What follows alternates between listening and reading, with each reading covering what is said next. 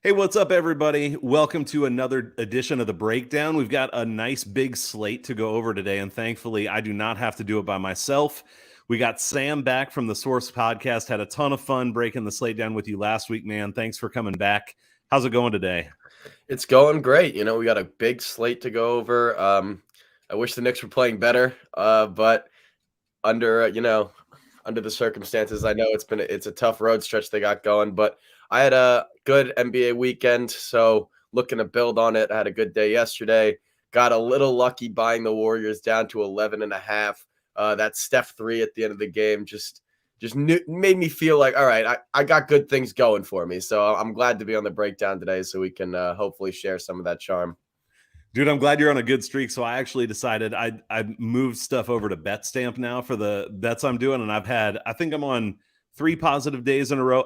On that Golden State game, I had Golden State's team total over, Oklahoma City under, and then -10 on Golden State. Oh, I was like, I'm gonna lose all 3 of these, and I ended up winning 2 of 3. So I was like, all right, I can handle that. Not bad. the beautiful thing for me is I had a Golden State -11 in parlays. So I hedged Oh at man. plus 12.5 and 14.5 Oh, that's smart. because Yeah. that's what it was live. So Yep. kind of got a little lucky there. Yeah. But we'll take what we can get. Sometimes the dice just roll in your favor. Absolutely, man. Well, let's jump in here and we'll try to find some spots. So, Go. first game up today, we have the Suns on a back-to-back going to the 76ers.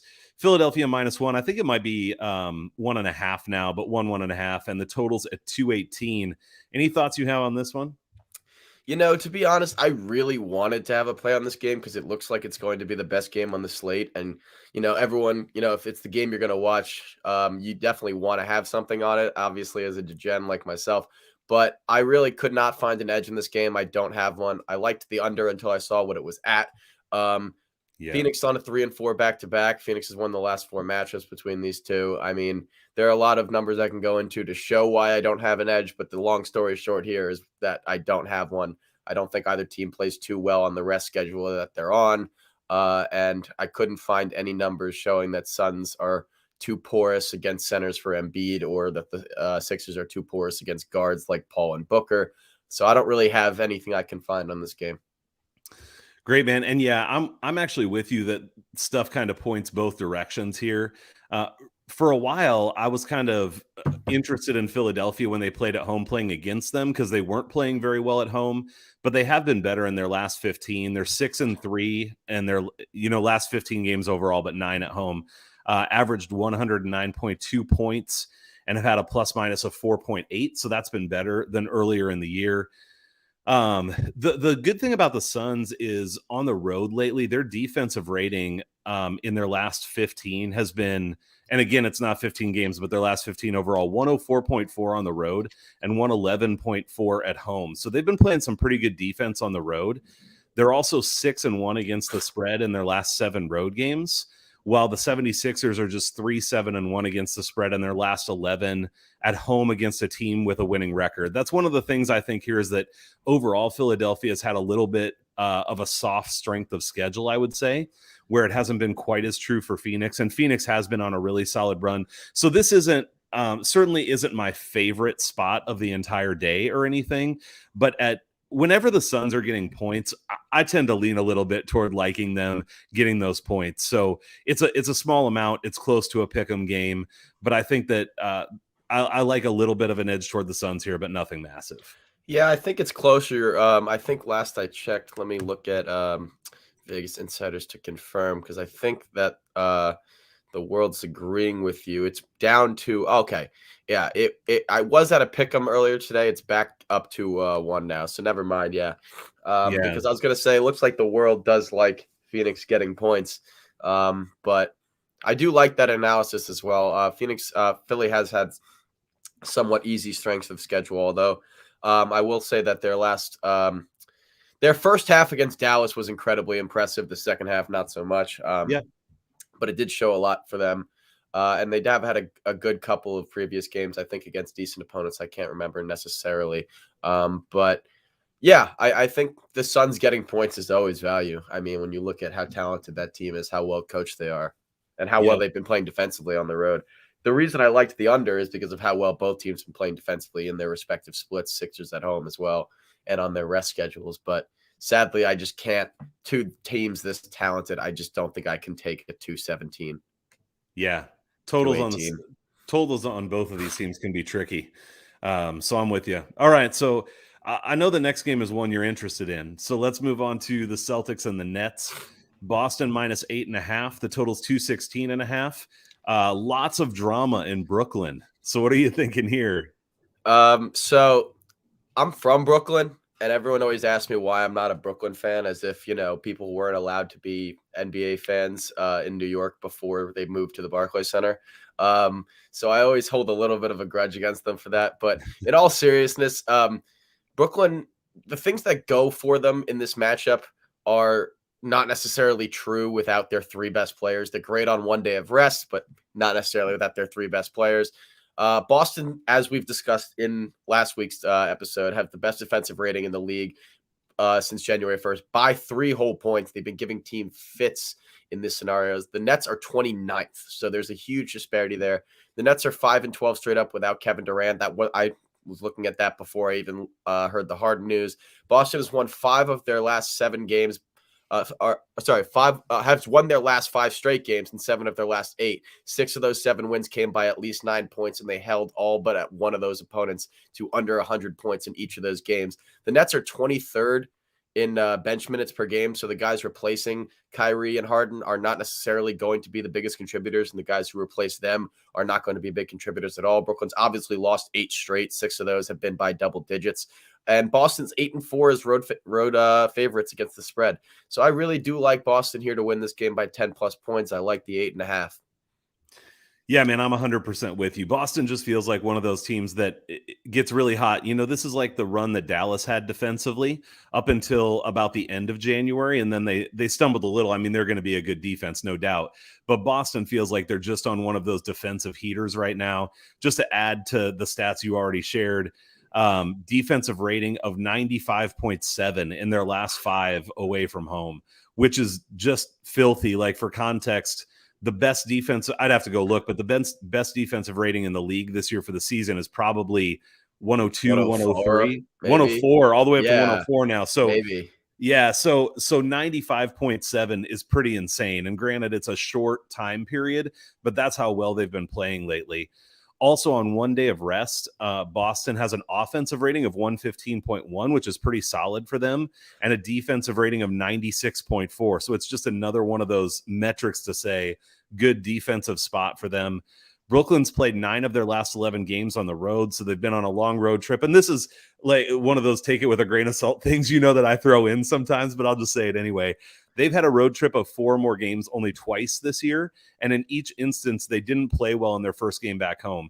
They lost 99-117 to Golden State and 96-106 to the Lakers, so they scored under 100 in both of those cases. So I just throw that as another log on the fire to say this is a terrible spot for Brooklyn. Boston is hot, and I expect them to come out and be pretty dominant today. Absolutely, and one thing I want to point out before we move on is teams with a new head coach, especially a young guy like Ime Udoka, I hope I'm pronouncing his name correctly, they really sometimes need time to gel, and especially on the offensive end. So it's really encouraging seeing a team under a new head coach like this being the best defensive team in the league, at least in the last 2 months for sure. Their rating, as I mentioned, 3 points lower than Dallas, who's at 104. They're at 101 right now, which is absurd for a month and a half span. And I really just wanted to point out that even with the offense fluctuating sometimes, now once you see their offense gets on track, they look really, really good, that their defense has been pretty stable pretty much all year. So a lot of credit to Ime Udoka there and that Boston Celtics organization. They've really kind of endured a really tough first half of the season. They look to really be turning it on right now. Yeah, absolutely. This is a spot too where another thing you might consider is the Nets team total under potentially too, with all these people out. So definitely. All right. Well, that Celtics game is going to be one of my best bets. Yeah. All right. Awesome. Yeah, I love it too. It's a great one. Next up, we got the Pacers at the Hawks. Atlanta is -9.5 now, at least last time I looked, and 226.5 is the total. Obviously, we had the trade with Karis LeVert going to the Cavs, and the Pacers getting nothing back that they'll use this year, and potentially other trades coming for the Pacers. So, what do you think for this game? Yeah, this is another one of those games. I know this is one of the downsides of doing the show earlier in the day, because as we experienced with that Nuggets game last week, teams rule out players a lot late. And looking at the injury report in this game, Terry Taylor, John Collins, Gallinari, Lou Williams, Brogdon, and Isaiah Jackson are all game time decisions. Wow. There's just so much fluctuation that could come both with this line and with my opinion on this game, that I really have to wait until I get injury reports to make a decision on this one. I know it's not necessarily what viewers want to hear, but the fact of the matter is that we try to remain on the smart side of things. So I just can't make a call on this one until I know a little more about it. Yeah. Is there something that could happen that would make you really like one side or another in this game? Certain people being ruled in or out, or different things, or? Yeah, so if Terry Taylor and Isaiah Jackson are both ruled out for Indiana, I really like Atlanta, because Sabonis would be the only guy to be defending the paint there. I don't have the numbers in front of me. Let me pull them up, but I do know that Indiana is really, really bad with points in the paint. Yeah, they give up 50 points in the paint per game, and in the last 3 games, that's been 58. So they really struggle with big men. And if Collins is playing, that's another part of this caveat. If Collins is playing and Jackson and Taylor are both not playing, that leaves the only other big, quote unquote, besides Sabonis to either be Goga Batadze, depending on if he plays, and O'Shea Brissett. O'Shea Brissett's not really tall enough. Batadze's not necessarily mobile enough to keep up with Collins. Maybe Capella, but Capella's still a great offensive rebounder. So if that's the case, if Jackson and Taylor are both out and Collins is in, I definitely lean Atlanta. Awesome. Yeah, man, this was one of the games where I honestly had the least, and it's partly because of what you said with all the variables that are out there. I do think, just bigger picture, Atlanta has definitely been playing better lately, and especially offensively. They scored 120 points in 5 out of their last 8. Usually 5 out of 8, it doesn't do a lot for me, but 120 is a lot of points. So 5 out of the last 8 at that level, I think, is pretty good. In their last 9 at home, they're shooting 50.8 from the field and 39.3 from 3-point range. So really solid on both counts there. They've been really good. Yeah, they've been really good offensively. So that's where I would say, like, what I wrestled with here is I liked Atlanta as soon as I saw this game. The spread's decently wide, and the Pacers are just so unpredictable. It almost feels like it doesn't matter who's playing for them. Sometimes they're just really up and down regardless. And so this is a game I don't have a ton of interest in, but I think if I was going to have interest in any side, it would be Atlanta. And I think some of those factors that you shared are great ones to watch for on the Atlanta side. Yeah, one more thing I will say that I think is probably going to be undervalued today, and I don't know the line, but I'm going to try to find it right now. So the Pacers moving off of Karis LeVert bring a lot of questions, and a lot of people wonder what they're really doing there. But I think if you've watched any Pacers basketball this year, you'll realize how special Chris Duarte has been at that 2-guard position. So with the Hawks being second worst in the league in points against with shooting guards, because they give up, I believe, let me find the number, almost 24 points a game against shooting guards. If I could find Chris Duarte's points prop here, give me 1 second. It's not up. Perfect. But whatever Chris Duarte's points prop is, if it's under 17, I mean, I really like it. I really think Chris Duarte has a big game here. He's trying to prove himself and why he's worthy of being that shooting guard guy for them. And if you've seen him play, he really does take a lot of these shots. And I'm sure with a lot of guys out, he's going to be a guy taking a lot of the outside shots, even if Sabonis takes a lot of the inside ones. So I like Chris Duarte's points prop here pretty much no matter what. Yeah, I like that a lot, man. And that speaks to something, too, where I think what I'm not confident in is that Indiana won't score in this game. Like, I think Atlanta will. I think Indiana's scoring is a variable. But if you go, I have the numbers written down, but I don't need to share them all. If you look at the Pacers with and without LeVert, it really doesn't matter offensively and defensively in terms of the actual numbers. So I think giving someone like Duarte more room to get going and get hot it might even be a better offensive spot for them than the lineup that they've been running out there recently. So, all right. Well, that's good on that game. Let's move on to the next one. Another team that's gotten remade here recently, the Clippers, getting Norman Powell, and they're at the Grizzlies. Memphis -8 with a total of 228 in this one. Yeah. This is another one of my favorite bets of the day. It's very rare that I have two favorite bets of the day that are both spreads that are this large. Let's do it. But I want to run through why, because there's really a lot of reasoning, and I want to make it quick. So on 2 days rest, Memphis scores 118 points per game on 47% shooting from the field and 35% from three. They are the best rebounding team in the league with this split, averaging 51 rebounds per game and only giving up 40.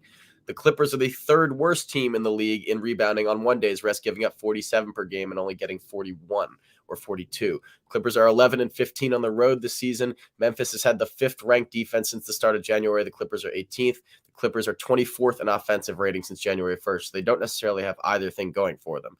Memphis has won 5 of their last 6, and all 5 wins were by 8 or more points. They've scored at least 115 points in each of their last 6 games. They're 23-13 after a win against the spread and 10-5 against the spread with the rest advantage, as well as 25-12 against the spread versus Western Conference teams and 32-14 against the spread in non-divisional games. The final thing I want to end on is that Memphis is the number 1 team in points in the paint per game with, I believe, over 50. The Clippers are 27th in points in the paint allowed per game. And I have a Clippers fan as a roommate, believe it or not. Those people exist. And one of their biggest problems I've heard from him almost all day, every day, is how they cannot rebound. I think the Clippers get absolutely dominated on the boards in this game. John Morant is a guy who scores a lot of points in the paint, so he's going to be someone giving it to them, as well as Steven Adams and Jaren Jackson. I think the Clippers lose this game. I think the Grizzlies handle them easily. Dude, this is why I love having you on. That's a great case for the Grizzlies and a number of things that I hadn't seen before. So I love all of that. I'm not going to add a ton. I'm just going to add one note and then one other angle that I looked at on this game. So whenever there's trades like this, you kind of wonder how long it'll take for a team to gel. So in that first game for Powell with the Clippers, he looked great. He had a great game, 28 points, although he didn't do much in the other statistical categories, but he scored well. But they still lost, and they still didn't put up a good score overall. And they still gave up 137 points. Yeah, right. So there's plenty to that's part of my point is, like, even if he's good for them, even if he helps them on the scoring side some, it's not going to make up a big enough difference against a team like Memphis. The other angle that I like here is potentially a first half play on Memphis. So Memphis is 8-2 in the first half at home in their last 10. They're only 5-3-2 in the second half. That's straight up. But in addition, the Clippers have not been good in the first half on the road in their last 10 games. They have a 96.4 offensive rating and 111.9 defensive rating over that time. They're only averaging 47.7 points in the first half in those games, and they have a plus minus of -7.7 in the first half. So I'm with you on liking Memphis here. I just also think the first half skews pretty heavily toward the Memphis side. And I think the line there was 4.5, I want to say, or 5, and maybe it's 5.5 now, but that's something else that I like here. Well, absolutely. And when you look at the Clippers' big wins recently, they've all been huge comebacks. That's right. They had to be down a lot to get coming in that by position 30 or something. Yep. Yeah, well, they had to be down by 30 in the first place, and I assume a lot of that happened in the first half. So right. A lot of their players are big second half players, but there's only a certain amount you can ask them, Reggie Jackson and Norman Powell, to do. And that's another thing I wanted to point out is this is not an indictment on how good the Clippers are as a full strength team. I mean, you put Kawhi Leonard and Paul George in here, and this is a very, very deep team, possibly the deepest in the league when you look at how well their reserves have played during the stretch. So, I mean, this is not an indictment on the Clippers. It's just with their health problems right now, their weaknesses are Memphis's strengths, and it does not line up well for them. Yeah, that stuff you talked about with rebounding and the paint and stuff, that's my main angle in this game. It's killer. Yeah. Well, there are certain things. I feel like every game has not necessarily a theme, but like a certain path that's going to be like teams have paths to victory. It's in every sport. While it's different in terms of what paths those teams may take because it's different sports, they have paths, and the path here for the Grizzlies is right up their alley strength-wise. Yep. And the Clippers, to win this game, have to be able to rebound, have to be able to score with Memphis, have to be able to stop Ja Morant in the paint. There's just a lot of things they have to do in order to get this win. And that's not saying they can't do it. It's just saying it's much more likely for me that the other side is the case. Yeah. That's NBA, right? I mean, anything on any given night, but 8 times out of 10 or whatever it is, Listen, I had the go. Cavaliers the other night against the Pacers -5, and I believe the Pacers were 97% to cover at one point. Dude, I had that same bet. It went my way, so In I'm the not first half, I complaining. was like, "Oh, this doesn't look good," and then I They was like, scored "Oh, what, here we 12 go." points in the first quarter? Yeah, I've never yeah, seen it was anything. They terrible. shot 2 of like 23. I can't believe Yep, yep. Hey, but any it turned team out but the well. Pacers. Any team Turned but the out well. Pacers. Yeah. So all right, next up, we got a rematch here. The Rockets at the Pelicans. Pelicans -9, total of 228.5. This game in Houston last time around was the Pelicans -4, so a pretty, or 4.5. Pretty significant difference on the line there. Also, Josh Hart, it looks like, is getting traded to Portland with CJ McCollum coming back. So obviously those players will not be involved in this game tonight. I think Nickeil Alexander-Walker might also Yes, be you're part right. of the deal. Yeah, you're right. So I don't know how much he plays, but he will also definitely be a loss if he's a guy who plays a lot off the bench. Yeah. But looking at this game, I mean, it's not necessarily a battle of the best teams, but there are some angles to look at it from. My favorite is not necessarily the side, it's the total, but I do have a play on both. Houston's the 4th worst team in the league on one day of rest in terms of their adjusted efficiency differential at negative 12.7.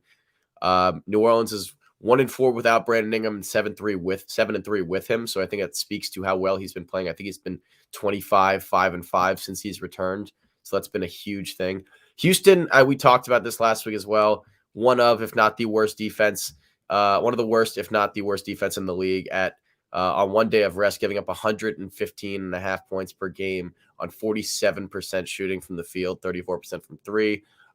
It's worth noting that New Orleans is 5-7 without Josh Hart, but I could not find how many of those games were also without Brandon Ingram. Since January 1st, Houston's had a defensive rating of 119. That's worse than the league. New Orleans is 4-1-1 as home favorites against the spread.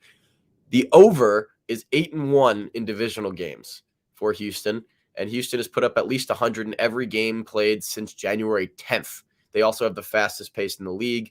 New Orleans has put up at least 110 in each of their last 3 games. Houston is top 10 in points in the paint per game, but New Orleans is top 10 in least points in the paint per game allowed. So this should allow New Orleans to neutralize what is one of Houston's main threats. I think that New Orleans wins this game, and I think it's also a very high-scoring affair. I have the total right now at, I believe it's 226.5. I could be wrong. Yeah, it's down to 224.5 in some places now, wow. 225. So it's dropping like a stone, which Wow. doesn't necessarily make me feel good about my decision to take the over, but I do like it at least with the 4.5 points of value that I've been gifted from where the line was last night. So I like the Pelicans -9 for a slight play, but I like the over a lot more. Okay, awesome. Yeah, this is another one where I didn't necessarily have a ton. I think just watching that last game between Houston and New Orleans, I liked what you said about Houston's points in the paint, but New Orleans limiting that. I felt like for the most part, Vucevic controlled the paint a lot more than Houston did. It felt like he had the strength to be able to do almost whatever he wanted inside against Sengun or Wood. I think it was Sengun on him a little bit more. And so I think this is a spot where New Orleans can take more control of the paint as long as Valanciunas doesn't get into foul trouble. Houston is second to last in the league in rebounds per game, 42.5, and New Orleans is in the top half. They're not the best, but they're above the midway point at 45.3. So just another one of those things to say that I think in the paint, New Orleans should be able to do fine as long as there isn't foul trouble there. The other thing for New Orleans is, and this speaks to the over-under for me and possibly some positive regression. In the last 6 games at home, the Pelicans have only shot 28.2% from three-point range. Wow. Now, they only shoot 33% at home on the season on average, but still, if you play out a 5% difference, over the course of a game with the number of threes taken, that's still a pretty significant point difference.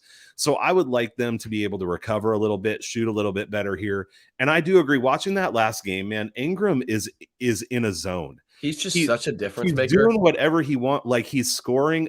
What did he have? Like 12 or more assists again in the last game. He's being a distributor, which I wouldn't have thought about him as in the past. So I just think New Orleans is trending in a really positive direction overall, and Houston never is, you know. It really, I'm sorry, I didn't mean to interrupt, but just on the topic of Brandon Ingram, it really speaks to his development as a guy trying to be a star. I mean, you look at this year, the Pelicans expected to have Zion Williamson. They definitely expected Brandon Ingram to be one of their stars, but I don't think they expected him to be the only one. And he has really had to find a way to step into that role, both as the playmaker with these assists and from a scoring and rebounding standpoint. I think it really speaks to his development as a player. And kind of looking at the Lakers in this deal that they made now that we're a couple years removed, Lonzo Ball, Brandon Ingram, Julius Randle. Now, I'm not a big Julius Randle fan, but those three combined, Anthony Davis not playing that many games, makes you wonder what this team could have been like with those three guys. So I just think Brandon Ingram is a real big difference maker, and it speaks to their record with and without him. Yep. Last thing I'm going to throw in here is that in the last 15 games on the road, Houston's plus minus is minus 9.7. So it's right around where this spread is, but they are playing a team that's playing well. And Alexander Walker, I looked, and he's basically playing around 20 minutes. Some games quite a bit higher, some games lower. It's a decent amount of minutes. Around 20. So to miss. You know, a lot of times, though, I feel like when this happens, especially in the short term, it's not like he's out for the season. Like, they're getting McCollum back. A lot of times other guys step up in a one-game sample, I feel what I was going to say is that look for someone in the guard spot like Jose Alvarado, who's been a big, do everything, jack of all trades, master of none kind of guy. Great if you're a DFS player, great in those formats and good for player props probably as well if you're looking at points plus rebounds plus assists. Yep, absolutely. So, all right, pretty much the same spot on that one then.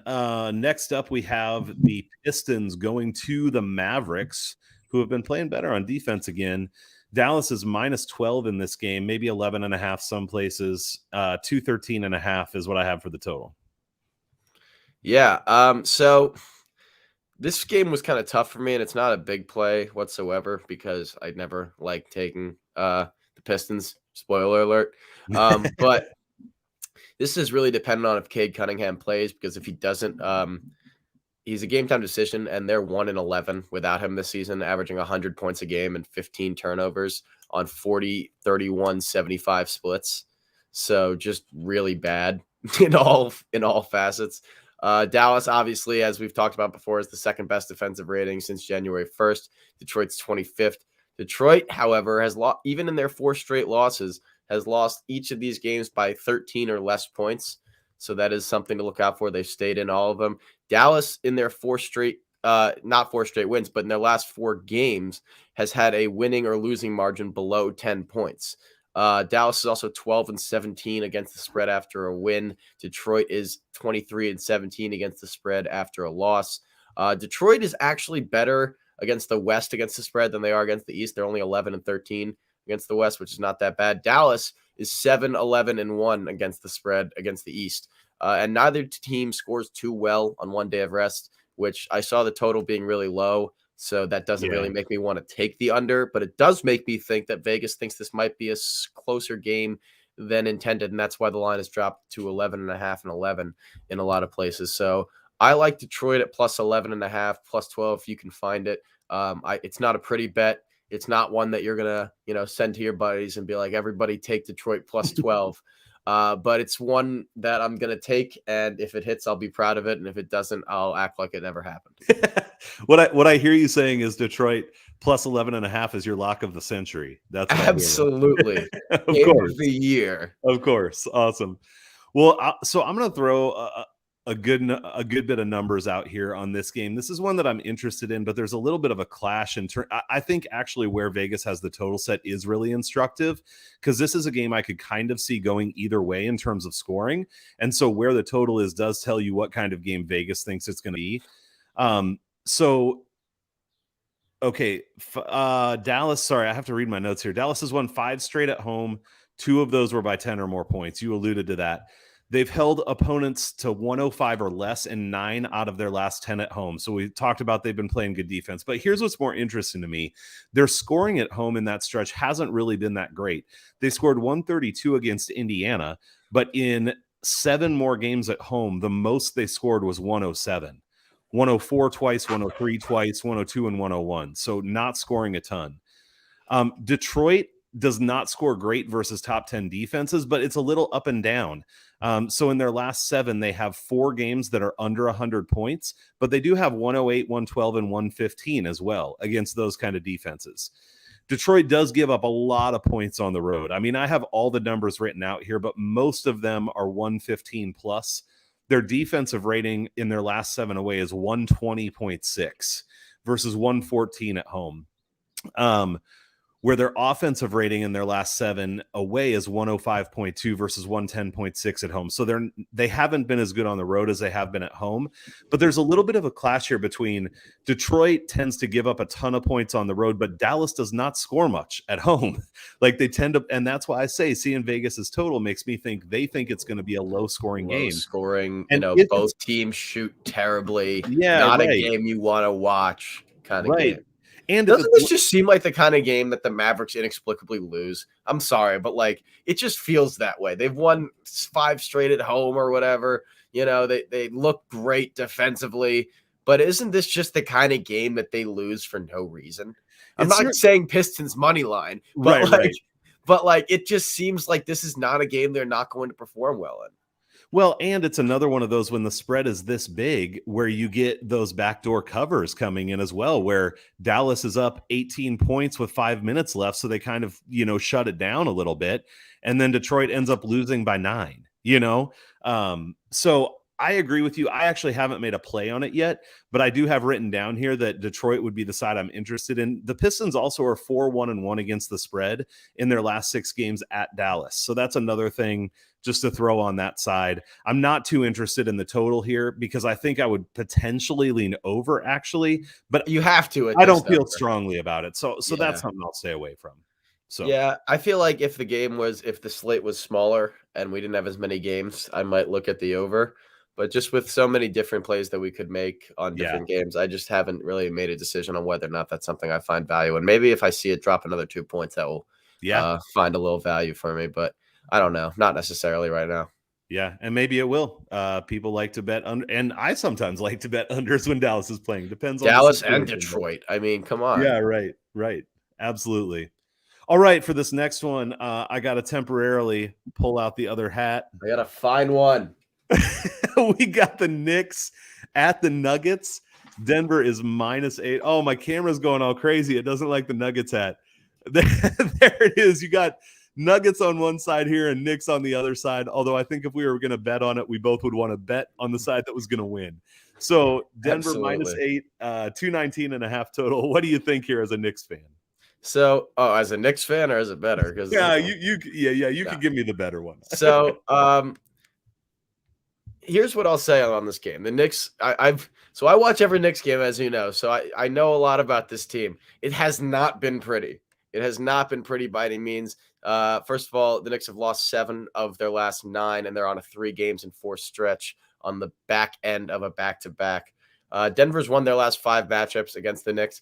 What's weird is that the Knicks have like the best defense in the league on no rest. I don't know if you saw anything about that, but they only give up 101 points per game on 41, 33, 77 splits. So I saw that and I was like, why aren't we better on no rest? And then I looked on the offensive side and they score 100 points a game on no rest, which is like the second worst in the league on 42, 31, and 77% splits. So they're really, really bad offensively, but solid defensively.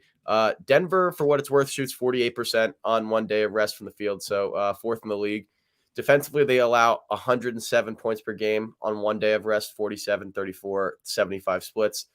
So both teams are pretty good on their rest schedules with defense. Both teams are also bottom 10 in the league in pace. Both teams are also top 15 in the league in defensive ratings since January 1st. The issue I have with my total here is that Denver hasn't scored under 100 points since January 11th. The Knicks haven't scored under 100 in 2 weeks. The Knicks are 5-2 against the spread with no rest, and 15-14 against the spread after a loss. Denver is 12-16 against the spread after a win, and 8-11 as home favorites. The Knicks are actually one of the best teams in the league against centers this year. Stats-wise, they give up only 19 points per game, 14 rebounds per game, and 3 assists per game to all centers in the game. All good numbers, respectively, to the league. It still is tough because it's Jokic, and he's better than most other centers in the league, if not every other center in the league. But it does make things definitely harder on him. I do lean with the Knicks spread here at +8, and I like the under at 220. I see it at 220 at a couple books. But 219.5 is pretty much the same thing, just without a push possibility. So I do like the under there as well. I prefer, I guess if I had to choose one, I'd choose the Knicks play just because I don't like how great Denver has been offensively recently, and the Knicks being on no rest despite being good defensively on no rest. That's still always not necessarily a big sample size because teams don't play on no rest that often. The Knicks have played 7 games on no rest, so it's not necessarily a huge sample size. So I don't necessarily know if the under is the best shout there, but I do think that they will play better than expected against Jokic because of their stats against centers. And Mitchell Robinson had a phenomenal game last night, albeit against a team without Rudy Gobert. So I definitely want to hear your angle on this game from the Nuggets side. I'm definitely a bit biased no matter how much I try to put numbers in front of emotions. But I do like the Knicks +8 and under 219.5. All right. Apparently, I'm going to be biased too. This is the first one where I'm going to end up going the other way on both counts. But shocker. Let me. I know it is a shocker, but here's the thing. Everything, like, I don't have a bet on the spread, and I don't think I'm likely to take one because I think it's too wide for a lot of the reasons you shared. The way that the Knicks play on back-to-backs, the fact that they do have a good defense and do play well against centers, even if they haven't done as well away from home as they do at home. So, like, that's the points they've allowed away from home in their last 7 games. Let's see, is it 7 or 8? 7 games away from home, they've allowed under 108 one time, and that was to the Cavaliers without Garland, who I think really struggle offensively, obviously, when he's out. So 108 or more in the other 6 games away from home here recently. In Denver, like you said, they've scored 115 or more in 7 out of their last 10 games. Which is crazy. Yeah. So this is a team, I talked about this on actually another podcast today, but Denver feels like a team that's totally flipped to me. Early on in the year, the only way they won was by playing incredible defense. At home, they held teams under 100 points a game. They'd eke out wins, 103-99 or something like that. And in the last couple weeks, it's completely switched where they're actually allowing other teams to score quite a few points, but they're just going off offensively. In their last 8 home games, they're averaging 121.1 points on 50.3% field goal shooting, 40.3% three-point shooting, and 19.3 free throw attempts a game. Now, on the one hand, you could say they can't keep that up, and I might tend to agree with you that they won't keep it up at that level. But this also I think they might. Well, yeah, it feels like they've done it long enough now that it's like they've figured something out. Not like they played well on offense for 3 days and then they're going to regress back to where they were.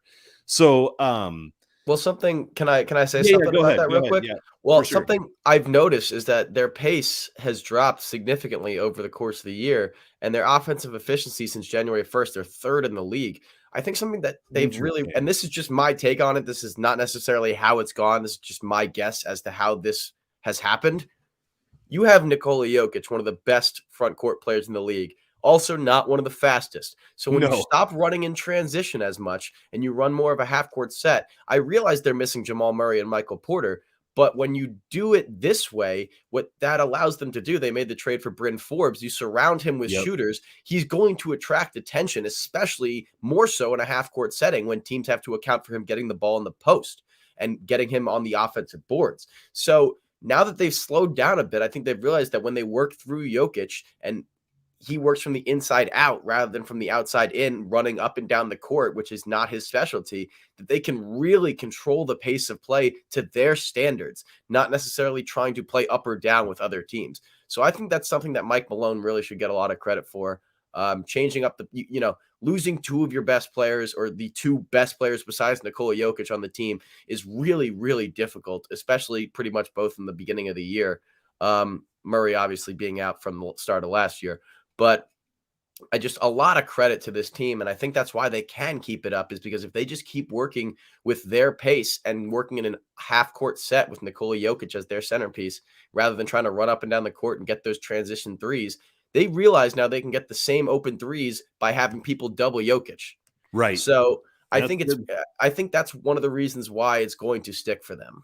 Yeah, man, I like it. That's great analysis. Yeah, fantastic. I think it's probably spot on. So, and I like to hear that as a Nuggets fan. I want it to continue. So, two more things I'm going to throw in here. The first one is some trends. So we did talk about the Knicks are 2-5 to the over on back-to-back. So they have played to the under on back-to-backs. But let me throw a few others in there. The over is 9-2 in the Knicks' last 11 games versus a team with a winning record. The over is 7-1-1 in the Nuggets' last 9 home games, and the over is 4-1 in the last 5 meetings between these two teams, specifically in Denver. So I think there are some pretty strong trends toward the over between these two teams. And the last angle I will throw in is in this matchup specifically, I checked out some of the offensive defensive ratings by quarter. And if the game is close at the end of the first half, I would be interested in a play on the Nuggets for the third quarter only. Their offensive rating in the third quarter is 123.2, and their defensive rating is 91. You don't even need to tell me what the Knicks offensive rating is in the third quarter. 85.8, man. It's bad. I knew 85. Well, no. So this is their last 7 away games. It's still last 8 home games for Denver, last 7 away games for the Knicks. And that's what I'm saying. And then their defensive rating in that quarter, 117.3, which is by quite a bit their worst quarter defensively. So I like that play at halftime if the game is close on the Nuggets for the third quarter as well. I definitely think that's smart, and I might have to make a little hedge if that is the case, because that does fit the trend of what I've seen with the Knicks. Is especially in that game against the Lakers. I don't want to take up too much time because we're running low, but they started out. I have a couple of friends who are Lakers friends, and they were all complaining, and I said we are more capable than of a 30-point half than we are of a 70-point half. So if we just had a 70-point half, best believe there's a 30-point half. There's a 30-point half coming. We scored 13 points in the third quarter of that game. It was 13. We got outscored. Malik Monk outscored us that quarter. So wow, I definitely agree that third quarter play is definitely viable. I worry that Vegas might be on it. But whatever that's true. But whatever it is, you can't have a third quarter spread of like over 5. You wouldn't think so. So no. I mean, it's more than possible. Yeah. It's more than plausible that that's the case. I've been looking at some of those quarter offensive defensive ratings over the last few weeks, and that's definitely the most dramatic, like on each side that I've seen for a specific quarter. Point swing. So 30. Jesus Christ. Yeah. So all right. Next game. Next game. Next move on. Bucks at the Lakers. Milwaukee -4.5. 231. Pretty high total here. What do you think? Yeah, this is another game I kind of have to wait on injuries. The Lakers are trying, it's a weird comparison, but it seems like they try to be like Bill Belichick and just hold everyone as a game time decision until right before the game starts, which is, a good strategy if you're trying to make teams, worry about how to defend certain people and who's going to be the main focus in the game. But it sucks as a bettor because I have no idea if AD or LeBron are going to play or not. They probably are, but if they don't, I can't make a play on them and then get absolutely torched on my line when they eventually get ruled out if they do, even if one of them is. LeBron, the Lakers are great on this is another team that's great on one side, but terrible on the other with their splits. They're great offensively on 2 days of rest. They score 113 points per game on 46, 38, 73 splits. Not great free throw shooting, but 38% from 3 is pretty good. On defense, however, they are one of the worst teams in the league to give up 116 points a game on 47, 39, 77 splits, which is somehow worse than their offense, or better, depending on how you think about it. On 1 day of rest, Milwaukee scores 113 a game, shooting 46, 35, 79 splits. The offensive and defensive ratings for the Lakers are bottom 15 in the league since January 1st. Milwaukee has won 6 of their last 9. 5 of those 6 wins were by double digits. Milwaukee is also playing their third game in 4 days on the road, which is kind of worrisome. and the Lakers are 13-10 against the spread at home against the Eastern Conference. So there are edges for both sides. If LeBron and AD play, the line probably gets more difficult, honestly, because it probably gets closer to a 1.5 or pick 'em situation. I know it's probably, I think right now it's down to 3.5 already. Let me check to Yeah, I think it was confirm. 3.5. Oh, It's that, it's 3.5 now. So yeah. I mean, I'll probably lose all value on it, but I also don't want to take it now in case either of them don't play, because they both do have actual injuries that they are somewhat ailing from. They're just playing through them. So that makes me more nervous than if it was just a rest situation, because they have the rest advantage here. But I don't have a play on this game until I know if LeBron or AD are playing. And if they are, I kind of like the Lakers. Great. I actually am going to be the same, though. I don't know it's the strongest case I have today, but the other thing, like you're saying about whether they play or not, is the Lakers are on the front end of a back-to-back here. And so I think it's even more so. I mean, it's always something to watch with the Lakers, but I think even more so given that they're in that spot.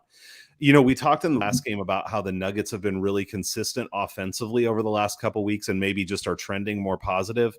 The Bucks are a good offensive team, but I feel like this is a team that's actually really inconsistent offensively. They scored 137 points in their last 2 games straight.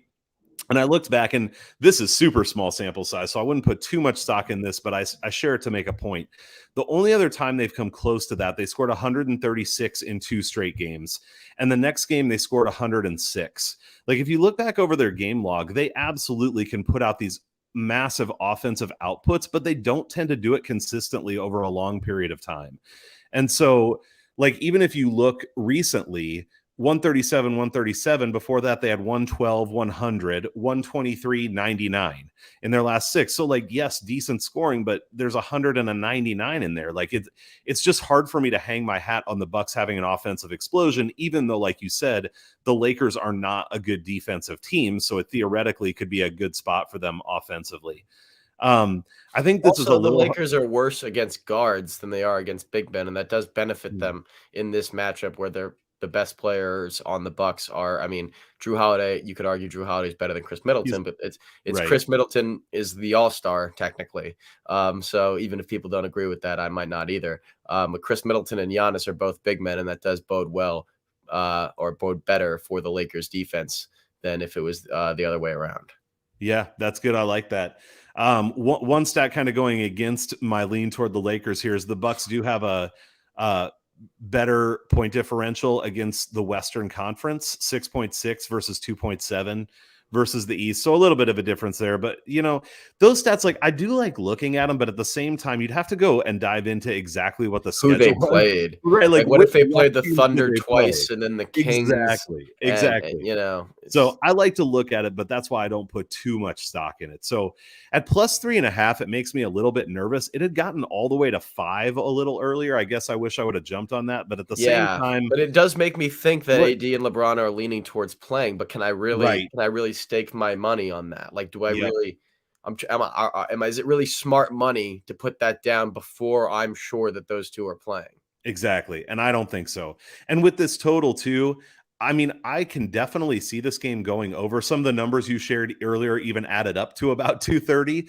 But at the same time, it's the inconsistency of the Bucks is what makes me kind of hesitant on that. I mean, this feels like a total where both teams need to play well offensively, and both teams are capable of coming out and not playing well offensively. So personally, I'd stay away from the total where it's at right now. Yeah, I mean, 231 is a bit high.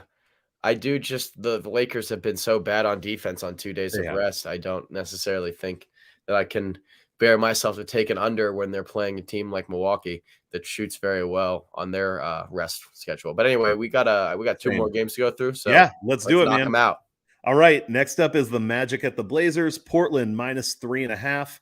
I don't know how much that's moved since the McCollum news. It has moved a lot. Okay, what's it at now? It is Orlando -1, I believe.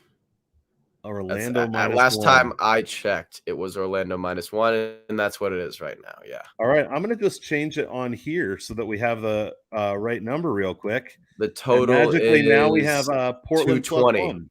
So the totals come down some as well to 220. Yeah. What do you think with all the changes here? This was one of the toughest games for me to evaluate, and I even considered not taking a play on it. But because here's my reasoning. So Portland's won the last 10 matchups against Orlando. They're also weirdly one of the best offensive teams in the league on 2 days of rest, scoring 119 points a game on 49, 39, 76 splits on 7 different occasions. So that's a decent amount of sample size, but they are going to be missing a lot of people, including CJ McCollum. I also believe Larry Nance is in that deal. He's gone too. Yep. Orlando's playing their 3rd game in 4 days, which is also not something I love. But Portland has a very, very short bench now. I believe they have 4 guys on the bench. It's Watford, Smith, Trenton Watford, Dennis Smith, Greg Brown, and someone whose first name I can't pronounce, but his last name is Blevins. They're all not guys that get that much time to begin with. So Portland has the trends right now, but objectively speaking, like if you look at the lineup of this team for the Portland Trailblazers, there is no defense. It's Anthony Simons, Ben McLemore, CJ. This is the projected lineup. CJ Ellaby, Justice Winslow, and Yusuf Nurkic, with the bench being Watford, Smith, Brown, and Blevins. No small forward even off the bench because Brown's a power forward technically. So, I mean, looking at the strengths of the Magic and like their 3 through 5 being their biggest positions, there's not much depth there. Nurkic has been getting in some foul trouble lately. I think also, if I'm not mistaken, I'll check again, but I believe that the Blazers are like really bad against centers regardless. Yeah, they give up the most points per game to centers at 25.8 points per game. Wow. So I look for Mo Bamba and Franz Wagner to have big games because Portland also gives up, 24 points per game as well as 8 rebounds per game to small forwards that they play against. So Franz Wagner, being a 7-foot small forward, should definitely have an advantage on those numbers. Portland has absolutely, like, if they have a problem with any of the players on Orlando, they have no answer defensively for any of them. So it's a tough play for me. It's not a big play for me by any means, but I do like the Magic at -1 here because I think they are the deeper team. Their defensive rating since January 1st, for what it's worth, has actually been decently strong. It's been their offense that's been the problem. They have the 13th ranked defense since January 1st, a defensive rating of 110. And if Portland is not able to generate offense, which there's so many question marks with that roster right now, in between the day between the trade is just too much for me to really compute whether or not, like, if I bet on the Blazers, they very well could put out less than 85 points, which they did against the Thunder recently. Right. Yeah. So it's not at all out of the question. That was when they had CJ McCollum. So I think the Magic are the pick in this game. I don't necessarily, once again, I don't like that I have the Magic and the Pistons today. It's not a good, like, sounds like a parlay. No, God, no. But it's not a good omen by any means, but it's what the numbers, or it's not even the numbers. This is what my intuition is telling me on this one. The trends kind of do favor Portland, but the trends favor Portland with the players they had, not the ones they have now.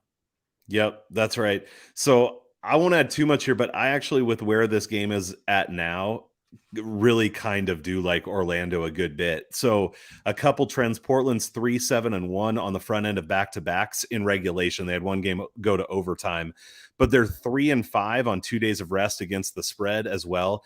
And you talked about how Orlando has been offensively challenged, and that is, I would still agree with that, but they have scored 110 or more in 4 of their last 5 on the road, which is really good for them. Encouraging, especially against a team like Portland here who has no defense. Yeah, exactly. So, that's a really recent trend, but I actually some of the numbers on Suggs look better recently. He's not good early on in the year. He was like one of my favorite draft picks. I really want him to succeed. I'm so happy he's playing well right now. And like you said, I think Wagner's a good player. I think there's actually a lot of talent on Orlando. And I think they sound like a team. I try to read about the different teams, and they sound like a team that, even though they're losing a lot, is staying together and kind of for each other and want to continue to improve. So they've got to be one of the youngest rosters in the league. I mean, Suggs, right. Anthony Wagner, Wendell Carter might be one of their Wendell Carter might be one of their oldest players. He might be, which isn't very old. Bamba, maybe Mo Bamba is one of their oldest. Their starting lineups like all under 25, so they definitely know that there's a lot of upwards. Yep. movement ahead. I actually really like the Magic actually at this line, given the changes that have happened and where I think the Magic are. I hadn't made a play on it yet. I hadn't seen where the line had moved, but I think this is one I'll probably get in on. So, all right. So here's what we're going to do for the last game. Unfortunately, I have a deadline today where I got to jump off, but I have a lot on this next game because, I like the Timberwolves. So I'm going to actually throw mine out a little later when I get a chance. Since you're here, I want you to give me what you've got on this game for now. I don't have much on it, honestly. I wrote next to the pick that I made in parentheses, but I don't feel good about it, which kind of just fits the trend for the rest of the day, I guess. But Sacramento scores 111 points per game on one day of rest, 45, 37, 75 splits. They give up 116 on 46, 39, 79 splits on the same rest schedule. That's not good. Fox is a game time decision. They're 3-9 without him, scoring 104 points a game, averaging 14 turnovers a game. The Wolves have the best offensive rating in the league since January 1st. I think that needs to be underlined in my notes. It's not. I should. Kings are 19th in offensive rating. Minnesota has scored over 118 points in the last 5 games. Kings have not scored more than 114 points since January 22nd. The Kings are also last in points per game allowed, points in the paint per game allowed against a guy like Karl Anthony Towns. That's always dangerous, even though he has not necessarily. I looked for his points prop, and it just wasn't necessarily. It's at 24, 26, and I think that he's only been averaging like 22, 23 over the last couple games, so not my style there. But my pick is Minnesota -5.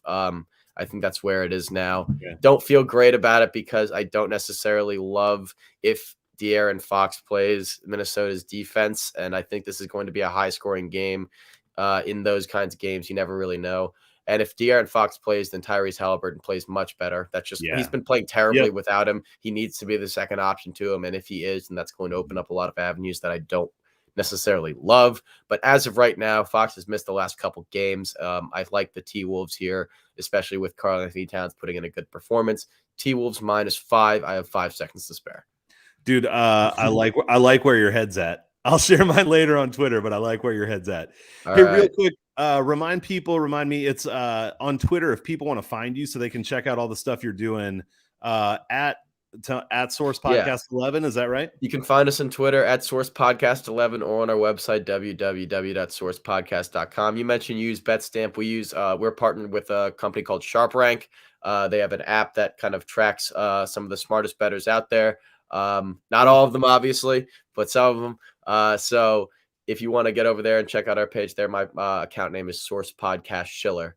Other than that, you can find us on Apple Podcasts, Spotify. I think we're on Amazon Music now as well. Yeah, at the Source Podcast with Joe Goddard and Sam Hiller, kind of a long spelled out name, but we want to make sure you're able to find us. So that's it from me with my shameless plugs. Really appreciate you having me back on here. It's a load of fun as always. And hopefully we can make this a weekly occurrence or something like that. Absolutely, man. I enjoy it a ton.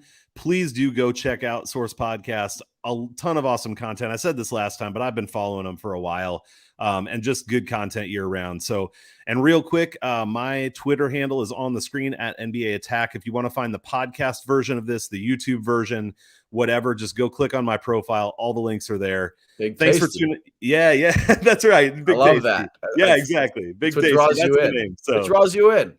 Yeah. Well, that's good. I'm glad. It was kind of a tongue-in-cheek thing at first, but it's stuck, and I'm all right with it. So I love it. Appreciate everybody watching. Hopefully you found some good angles today. Best of luck to everybody, and we'll see you on the next one. Have a great day.